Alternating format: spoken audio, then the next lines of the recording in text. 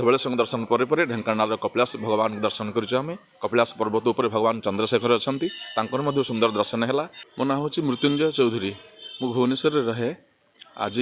आम मानकर बड़ सौभाग्यर कथा ये पवित्र पौष मसरे आम भुवनेश्वर प्रायतः पुरुष एवं नारी मान मिसई पाखापाखि 50 जन भक्त शंकर भगवान दर्शन उद्देश्य गोटे बाहरिकी आसलु एवं बाटर आसवा समय महानदी कूल थिबा भगवान अकर्मकर्मदायक धवलेश्वर को दर्शन करूँ। सुंदर भाव में प्रभुंर दर्शन है। बहुत दिन पर प्रभुंर दर्शन को आम आसलु।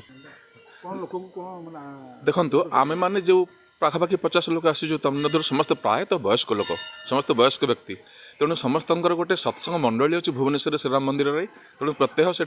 भगवान संध्या आलती पूर्व तांकर किछ समय पर्यंत हनुमान चालीसा भगवान का नाम संकीर्तन एवं भगवान कथार आयोजन हुए। सेठिकार मंडली समस्ते एठिक आसचंती तेणु सेमाने जेतेबेले यात्रा आरंभ कले हनुमान चालीसा गान कले सामूहिक भाव में भगवान पवित्र नाम समस्त प्रेम कीर्तन करिसंती। समस्ते आध्यात्मिक मनोवृत्ति वाला से जो अन्य माने प्रायतः आसंती फोटो उठेबे मनोरंजन करेंगे मजा मजिल करेंगे ये सब बणभोजी करके जिबे।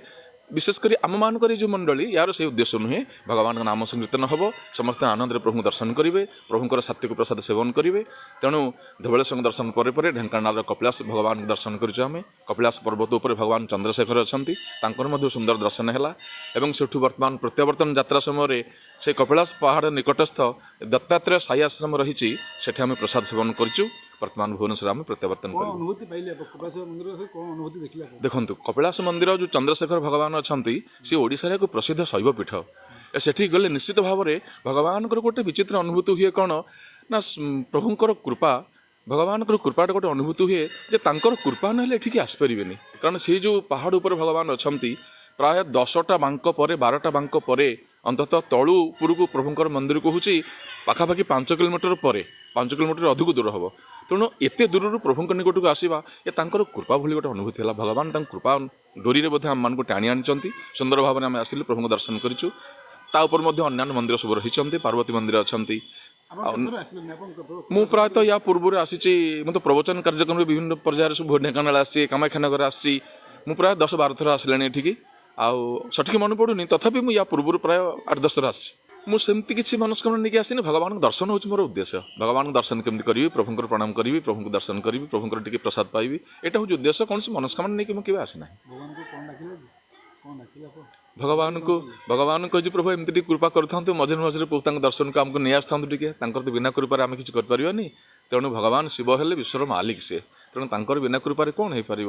से जहाँ को कृपार टाणी आने से ही आसो दर्शन कर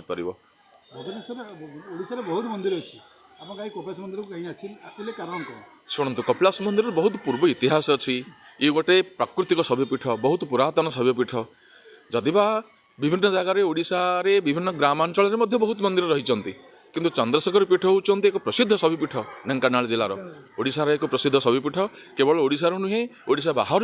अनेक अनेक भक्त बहुत दूर दूरांतर आसती प्रसिद्ध शैवपीठ तार गोटे अलग महात्मा रही जमती आम भारत में 12टी ज्योतिर्लिंग रही सेमती आम ओडिशा ये शैवपीठर गोटे महत्व रही जमती भुवनेश्वर में बहुत शिवलिंग अच्छी बहुत शिव मंदिर अच्छी किंतु लिंगराज मंदिर गुरुत्व रोचे से भाव में ढेंकानाल जिलार ये जो शैवपीठ चंद्रशेखर भगवान अच्छा कपिलास पहाड़ उपर या बहुत महत्व रही बहुत गुरुत्व रही आसिले प्रभुंर कृपा अनुभूति हुए निश्चित।